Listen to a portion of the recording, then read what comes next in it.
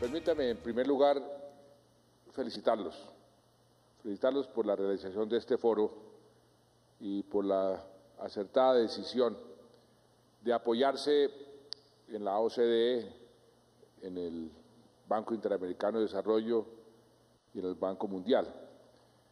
Qué privilegio, y esto quiero resaltarlo para Colombia y para este gobierno, tener estos tres validadores aquí presentes en este foro. Tres validadores que han venido siguiendo la política económica del gobierno con lupa y estudiando cada reforma, cada decisión. Eso para nosotros no es ninguna imposición, es todo lo contrario, es una tremenda ayuda. Y lo que quiero resaltar, que el país entienda, es la importancia de tener estas tres instituciones validando la política colombiana y en este caso una política tan importante como es el tema de las regalías. También quiero agradecer y les doy la bienvenida a los expertos internacionales y a los nacionales que están aquí presentes para compartir con nosotros sus experiencias, sus conocimientos. Este seminario cobra especial relevancia por su oportunidad, por su pertinencia. En los últimos meses, en este último año, todos hemos estado muy atentos a la evolución de los precios del petróleo y, por supuesto, en su incidencia, en sus consecuencias en nuestro quehacer cotidiano en materia de inversión en el presupuesto. Ayer nomás en el Consejo de Ministros tomamos una decisión muy importante, recortar en 9 billones de pesos el presupuesto de este año para irnos ajustando a esa nueva realidad económica. Lo que hemos hecho en este último año de dejar de depender en un 20% de los ingresos petroleros para que el año entrante solamente dependamos, ¿cuánto? 2% larguitos o 2%, es un ajuste muy fuerte, pero que lo hemos hecho con un concepto que hemos utilizado de austeridad inteligente, es decir, mitigando los efectos, sobre todo los efectos sociales, que eso no impacte en nuestros programas sociales y que en la medida de lo posible no impacte nuestro crecimiento. Tratar de combinar esas dos cosas pues no es fácil, pero creo que en la medida de lo posible lo hemos logrado. Y otra parte, muy importante, Colombia acaba de elegir a sus mandatarios locales responsables de ejecutar los planes de desarrollo en sus departamentos, en sus municipios, y responsables de priorizar las inversiones según la disponibilidad de los recursos. Quiero aprovechar y saludar aquí a algunos de esos gobernadores electos, al gobernador de Santander, Didier Tavera, al gobernador del Atlántico, Eduardo Verano, al gobernador de Caldas, Guido Echeverri, al gobernador del departamento del Guainía, a Javier Zapata, y al alcalde de Santa Elena de Oropón, Alexis Parra. En sus manos va a estar hacia el futuro esta política de mano del gobierno nacional y es muy importante. De manera que este es un buen momento para hacer un balance de este nuevo sistema general de regalías y del impacto que ha tenido, llevamos 3 años, que ha tenido esta política en la economía, en las finanzas públicas, en el desarrollo regional, en nuestra política social y en nuestra política de ir descentralizando el país.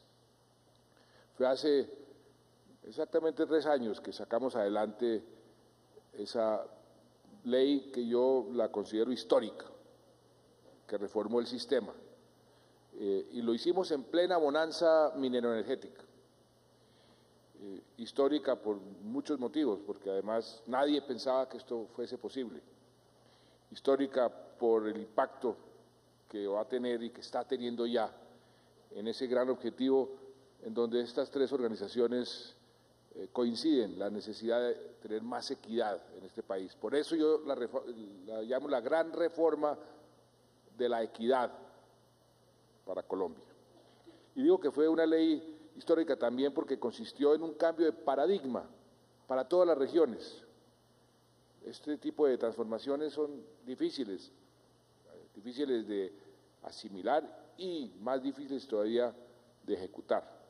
Pero afortunadamente nuestras instituciones, el andamiaje institucional, estuvieron a la altura. El Congreso de la República, las administraciones territoriales, los partidos políticos, todos jugaron ahí un papel muy constructivo y hoy podemos ver estos resultados.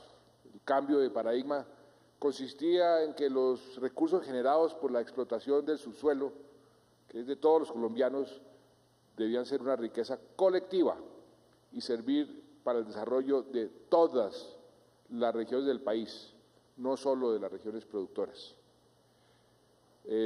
Recuerdo que por aquel entonces, cuando estábamos discutiendo esa reforma, cuando estábamos socializando la idea, que nuestra propuesta estaba centrada, y lo dijimos muchas veces, en la equidad que debía promoverse a través de las regalías, y hablábamos de tres tipos de equidad. La equidad regional, muy importante porque hay unos desequilibrios enormes, la equidad social y la equidad generacional, esos tres tipos de equidades. Y hoy puedo decir con mucho orgullo y mucha satisfacción, y todos los aquí presentes podemos decirlo, 3 años después de su implementación, el balance es más que satisfactorio. El periódico El Tiempo publicó este domingo un informe sobre las regalías, y basta repasar algunos de los titulares de los informes que publicó, en un informe de más de 10 hojas, 10 páginas de periódico, repasar algunos titulares para entender el impacto en la práctica, y más allá de las cifras que son muy crudas, muy sin sabor, más allá de las cifras, lo que esto ha tenido en la redistribución de los recursos. Un titular decía: la erradicación de la desnutrición infantil de Antioquia.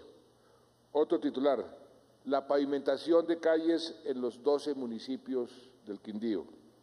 Otro titular: las mujeres que se convirtieron en empresarias en el Atlántico. Otro titular: el acueducto que se construyó en un corregimiento de Riohacha, en Camarones, después de 400 años de esperar agua. Otro titular: la transformación del litoral del San Juan al sur del Chocó, uno de los departamentos más pobres, donde al fin tienen colegio y además cuentan con la primera cancha sintética de fútbol profesional en todo el Pacífico. En el Casanare se hicieron las primeras casas gratis con las regalías. En fin, todo esto y lo que ustedes vieron en el video al comienzo de este evento y mucho más hemos hecho con los recursos del subsuelo. Casi 4.000 obras ya terminadas, 4.000, y otras 7.000 que van a estar finalizadas cuando terminemos este cuatrenio. Todas dirigidas a mejorar la calidad de vida de los colombianos comunes y corrientes, de los colombianos de a pie. Además, desde el año 2012 se han aprobado proyectos por cerca de 9.000 obras, es decir, 9.000 proyectos por un volumen que asciende a los 28 billones de pesos. Y 18 billones provienen precisamente del Sistema General de Regalías. Eso equivale a más de la mitad de las inversiones previstas en, por ejemplo, las vías de cuarta generación que ya están en marcha. El director de Planeación va a hacer un balance mucho más detallado sobre el nuevo sistema, pero yo quisiera por lo pronto destacar algunos de los más importantes avances y sobre todo teniendo en cuenta esos tres principios, tres formas de medir la equidad que mencioné antes. Hablemos de la equidad regional. Desde el principio quisimos que la reforma contribuyera a una mejor distribución de los recursos y no que el 80% de las regalías, como ocurría antes, beneficiara solo a 17 departamentos y algo más de 500 municipios, que sumados esos municipios y departamentos solo representaban el 23% de la población. En otras palabras, 3 de cada 4 colombianos, 3 de cada 4 no recibían ningún beneficio producto de las regalías. Estos recursos no le llegaban a poco más de 3 de cada 4 colombianos. Hoy, en cambio, los recursos están llegando a los 32 departamentos y a los más de 1.100 municipios de Colombia. El entonces ministro de Hacienda, que quiero además agradecerle su presencia aquí, hoy presidente de Ecopetrol, describió esta política de equidad como distribuir la mermelada en la tostada. En lugar de que la mermelada se concentrara en una esquina de la tostada, que se distribuyera por toda la tostada. Esa mermelada que ha tenido tanta resonancia es precisamente los proyectos que hoy le están llegando al país entero, a todos los municipios. O sea que su teoría, doctor Echeverry, de la mermelada funcionó y está funcionando. Y le quiero contar que a donde yo llego, a cualquier municipio, me dicen, presidente, por favor, más mermelada. Queremos más mermelada porque eso es proyectos que están impactando. ¿Y de qué forma? El bienestar de todas las regiones, sobre todo de los colombianos más vulnerables. Y esas obras, esa mermelada, son proyectos que han aportado enormemente al crecimiento y a la productividad de cada territorio de Colombia. Y ese beneficio no deja de cobijar a las regiones productoras, no, eso se distribuye en todo el territorio, incluyendo, por supuesto, a las regiones productoras que siguen recibiendo regalías directas. Por ejemplo, en el Meta, las regalías aportaron 4.4 puntos porcentuales, 4.4 puntos adicionales al crecimiento anual promedio de su departamento. Y en términos de crecimiento y de competitividad nacional, que son de esos indicadores que ustedes, los tres validadores, mencionaban, que son importantes a nivel mundial, el impacto también ha sido muy importante. Las regalías han aportado 0.6%, o sea, 0.6% adicional al crecimiento anual de Colombia. Es decir, las inversiones hechas con estos recursos explican, justifican, son responsables del 15% del crecimiento de nuestra economía, 15%. Pero además, muy importante, guardan una muy estrecha relación con la equidad social, que es el segundo objetivo en materia de equidad que hemos tenido presentes desde el principio. Por un lado, estas inversiones, estos tarros de mermelada han contribuido a la generación de más de 320.000 nuevos empleos desde el año 2012. Y para cualquier familia, los ingresos provenientes de un empleo formal, contribuyen, y de qué forma, ya está comprobado, a su progreso personal, pero sobre todo a la equidad del país, que es lo que estamos buscando. De otra parte, estas mismas inversiones explican un 17% de la reducción total de la pobreza en Colombia. Colombia ha sido, para orgullo nuestro, uno de los países que más ha logrado reducir la pobreza y la pobreza extrema en estos últimos 5 años, de toda la región. Pues esto contribuye en 17% de la reducción de esa pobreza.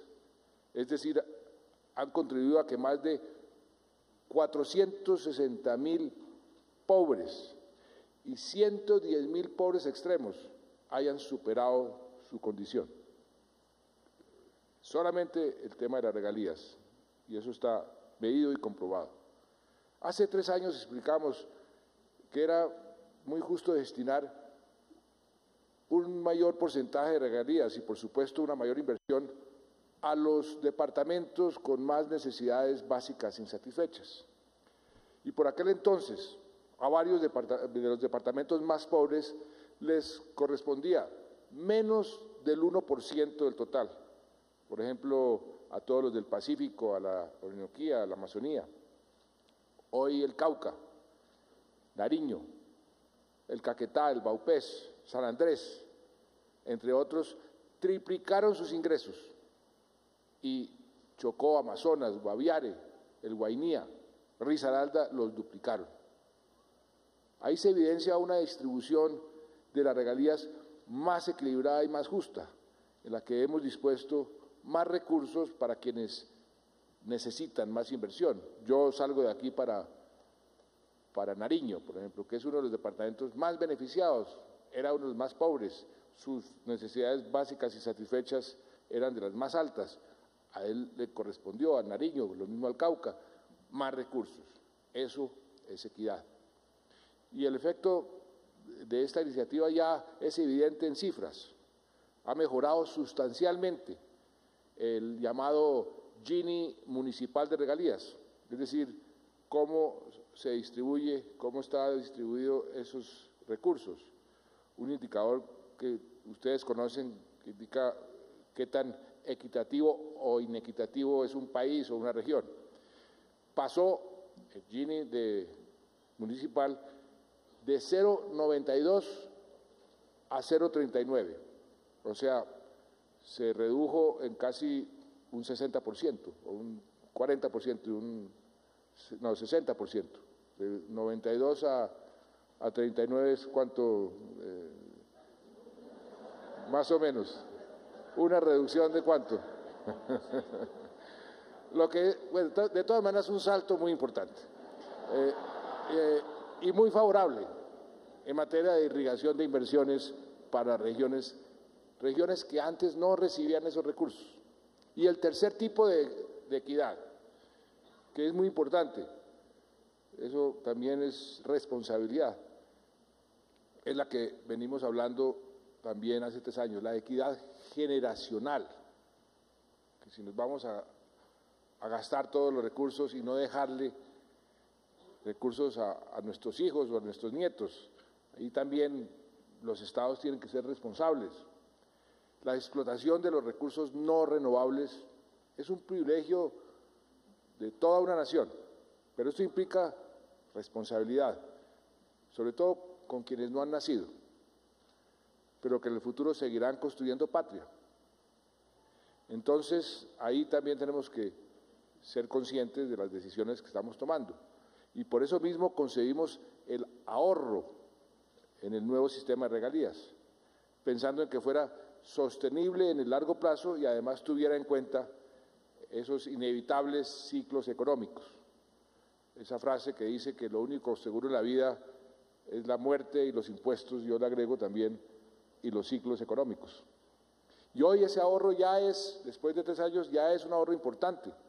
En estos 3 años se ha incrementado en un 76%, comparado, por ejemplo, con el periodo 2008-2011, alcanzando cerca de 11 billones de pesos, lo que además representa un ahorro del 28% del total de las regalías generadas. O sea, ahí hemos sido también muy responsables con el futuro de este país.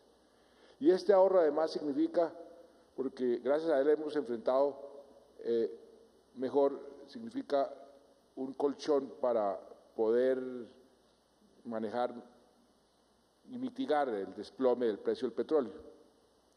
Y eso vale aclarar que frente a esta coyuntura la reforma de regalías tuvo un papel protagónico pero no exclusivo. El sistema de regalías hace parte de un conjunto de instrumentos que hoy, como ustedes lo han escuchado, y yo les agradezco mucho las palabras de los tres representantes de estas instituciones que están patrocinando, están participando en este foro, que nos proyectan ante el mundo como un país con una política económica y una institucionalidad fiscal que puede considerarse de clase mundial. La reforma a la Constitución colombiana para introducir el concepto de sostenibilidad fiscal. Ahí creamos un marco de responsabilidad que permite proteger los derechos de las generaciones presentes y futuras.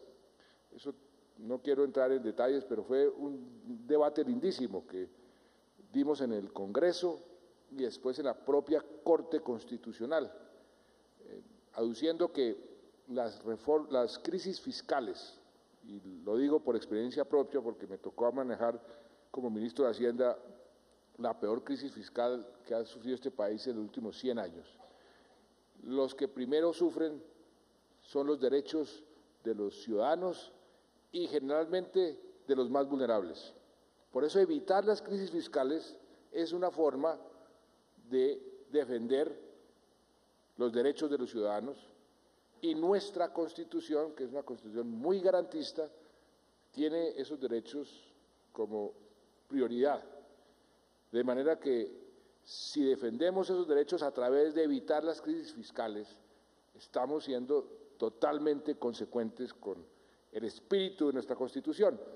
Fue un debate muy lindo que finalmente se impuso. Y hoy el mundo entero está diciendo, mire a Colombia, mire lo que están haciendo ustedes en Colombia, que es ejemplo para países, por ejemplo, en Europa, que han sufrido en estos últimos años las crisis fiscales con la vulneración de los derechos de sus ciudadanos. La regla fiscal, que fue el complemento a ese proyecto de reforma constitucional, nos obliga a mantener una senda en el gasto que sea responsable, que sea coherente y además que nos ayude también, porque la regla no es tan rígida, nos da cierto margen de maniobra para poder tener algunas medidas anticíclicas y mitigar los efectos, por ejemplo, de la baja del precio del petróleo, ahorrando en las épocas de las vacas gordas e impulsando la economía cuando está por debajo de su potencial, como lo estamos haciendo en este momento. Estos dos instrumentos que nosotros mismos nos impusimos como medidas de autocontrol, hoy sirven para guiarnos en el ordenamiento fiscal y en el control del gasto público. Y eso nos ha ayudado a mantener la confianza de los mercados en nuestra economía, que es un activo muy importante de mantener y muy fácil de perder.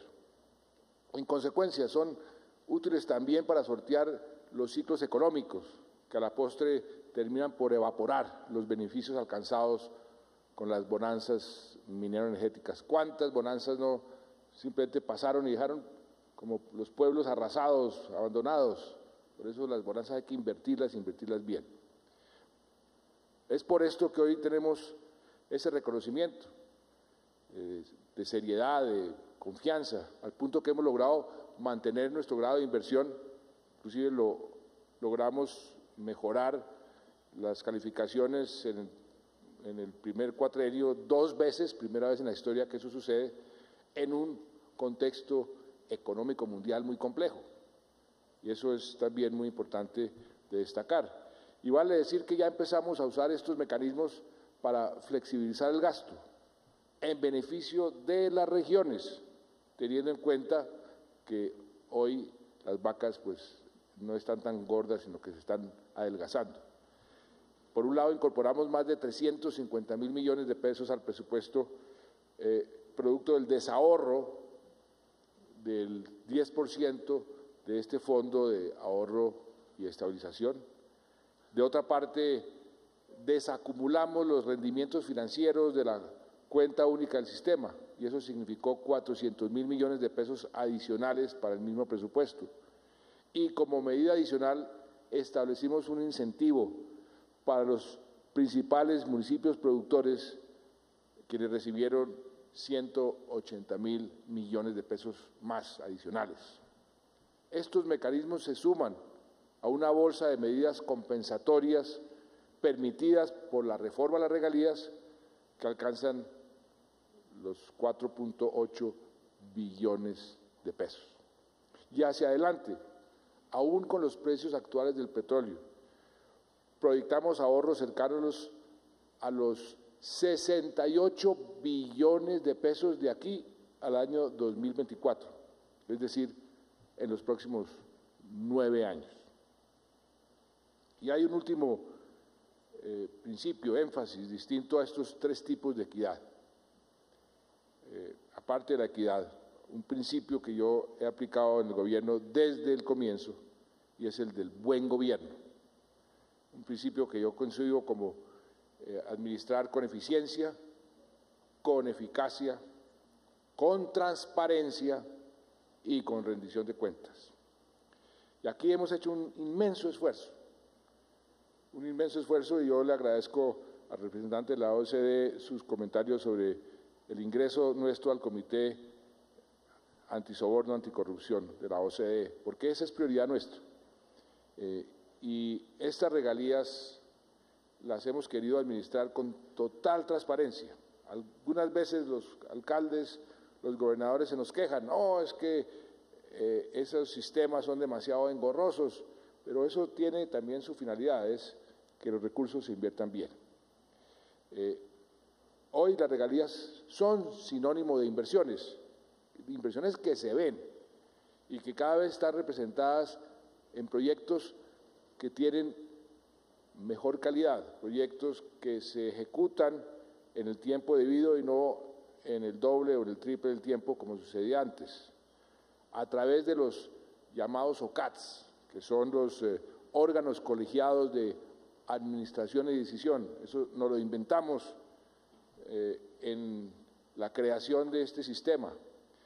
Tenemos lo que hemos denominado un triángulo de buen gobierno entre departamentos, municipios y la nación. Y ahí se decide de manera abierta, de manera colegiada, en qué invertir las regalías, según los proyectos que más benefician a la gente, según las prioridades de cada departamento, de cada región.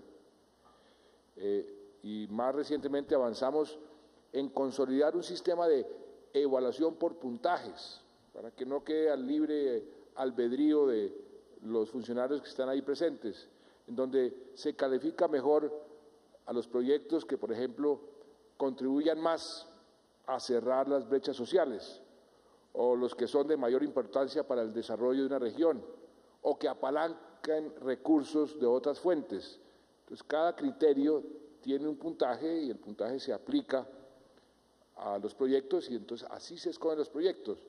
No es porque venga el senador de turno, el representante o el presidente y diga, mire, yo necesito hacerle un favor a fulano de tal, hágame el favor y me construye esta carretera, o me haga el favor y me invierte esto. No, esto obedece a un sistema y eso es un cambio del cielo a la tierra frente a lo que sucedía anteriormente.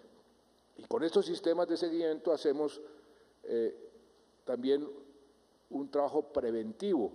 Aquí prevenimos mucho la corrupción, prevenimos los malos manejos, porque está también centrado y eso lo hemos hecho con mucho cuidado y con mucho esfuerzo, en ir fortaleciendo las capacidades de las entidades territoriales y ir fortaleciendo e incentivando la vigilancia de las comunidades, que las comunidades estén conscientes de cuáles son los proyectos y qué se está haciendo para que pueda decir, oiga, ¿qué pasó con este proyecto y por qué esto no avanza? Me acuerdo, el entonces ministro Echeverry, nos propusimos poner en un una página web, todos los contratos del gobierno, para que todos los colombianos pudieran tener información sobre en qué se está invirtiendo, y eso está hoy abierto a disposición de todo el mundo. Hemos reducido entonces, con estas medidas, hemos reducido el número de acusaciones de corrupción, de casos irregulares, de casos asociados con las regalías. Óigase la cifra, antes habían más de 8.500 casos en entredicho, acusados de corrupción, de malos manejos, de 8.500 casos que se daban todos los años en el régimen antiguo. Hoy hay un poco más de 200, de 8.500 a 200 con el nuevo sistema. 200 sigue siendo demasiado, como yo le digo a la fuerza pública, un homicidio es demasiado, pero bajar de 8.500 a 200 ya es un avance muy significativo. Y no le voy a preguntar cuánto porcentaje es de 8.500 a 200. 40 veces. Hacia adelante es muy importante seguir fortaleciendo esa capacidad de las regiones para estructurar, esa palabra es mágica, estructurar bien los proyectos. Porque, por ejemplo, un grupo importante de proyectos aprobados en los OCAD aún no inician ejecución debido a problemas en su estructuración, en la formulación, que no se han resuelto. Entonces, los proyectos mal estructurados, mal presentados, pues generalmente tienen problemas de ejecución y se demoran mucho más. Y en este propósito, las entidades territoriales, las locales, las recién elegidas, van a seguir contando con el apoyo total del Gobierno Nacional, porque esta es la mejor inversión, invertir en las capacidades de los municipios, de los departamentos para mejorar su capacidad de estructurar los proyectos es tal vez las mejores inversiones. Nos hemos propuesto lograr mucho más con menos recursos, y esto va a exigir mucho trabajo en equipo, mucha cooperación, y también aquí hemos utilizado mucho la creatividad y tenemos que seguir innovando y siendo creativos. Con las regiones, desde los territorios, tenemos la misión de seguir avanzando hacia esa construcción de una visión colectiva y de largo plazo, la de una economía diversa, sofisticada, pero sobre todo incluyente. Y con las regalías estamos cumpliendo ese cometido. Y seguimos comprometidos con esta transformación, inspirada en convertir los recursos naturales no renovables en verdaderos activos que generen retornos permanentes para todo el país y para las próximas generaciones. Y usted, querido representante del Banco Interamericano de Desarrollo, nos hablaba de el estudio que ustedes hicieron, el plan de 20 años hacia atrás y de 20 años hacia adelante. Aquí le agrego un ingrediente muy importante y le agradezco mucho el reconocimiento que hace de Colombia sobre estos sus últimos 20 años, que realmente hemos avanzado muchísimo bajo prácticamente todos los indicadores que se miden en el BID, en el Banco Mundial, en la OCDE. Pero esos avances, esas buenas cifras que nos dio el director del Banco Mundial, de la OCDE y las suyas, todos esos buenos resultados han sido en medio de un conflicto, con ese freno, porque yo asimilo ese conflicto a un freno de mano, cuando uno está manejando y el freno de mano está puesto. Lo que estamos buscando es quitarle ese freno de mano a la economía. Entonces, imagínense ustedes esos próximos 20 años sin ese freno de mano. Este conflicto, si logramos terminarlo en el próximo año, nos va a quitar ese freno de mano y nos va a abrir unas oportunidades que jamás habíamos visto nosotros, porque no hemos visto un solo día de paz. Nadie de los aquí presentes, o tal vez algunos, yo me incluyo de pronto, nacimos en un país que no estaba en conflicto, pero en los últimos 50 años hemos vivido en conflicto armado, a un costo que mucha gente no se alcanza a imaginar. La gente dice, esa guerra no nos ha tocado, esa guerra no nos ha costado, no, nos ha costado una enormidad en materia de recursos, de ruptura de nuestros valores, de nuestros principios, lo que eso ha generado en nuestra sociedad. Eso ha sido un costo monumental. Pues entonces hagamos el análisis, lo que sería el beneficio de esa paz en términos económicos. Solamente el mayor crecimiento, que se estima entre 1,5 hasta 2 puntos, en algunas regiones 8%, regiones que no han tenido nunca una inversión por presencia del conflicto armado, regiones que van a poder ser beneficiadas con las regalías en materia económica, pero en materia social, en materia de productividad. Ustedes tres, la OCDE, el Banco Mundial, el BID, dicen América Latina necesita aumentar su productividad. El conflicto armado nos ha representado a los colombianos una merma en nuestra productividad enorme, y hay una cifra, solamente cito una: los desplazados, las víctimas de la violencia, que suman más hoy de 7,5 millones, al ser desplazados de su entorno, bajan su productividad de un 50 a un 90%. Entonces imagínense lo que eso, solamente en términos de productividad, ha costado acumulado durante 20, 30 o 40 años. Entonces, sentémonos a hacer ese ejercicio de los próximos 20 años y agreguémosle que el factor de crecimiento, de prosperidad, de competitividad, de productividad más importante es lograr la paz. Y estas regalías lo que estamos haciendo es generando y construyendo y sembrando esa construcción de paz hacia el futuro. Muchas gracias.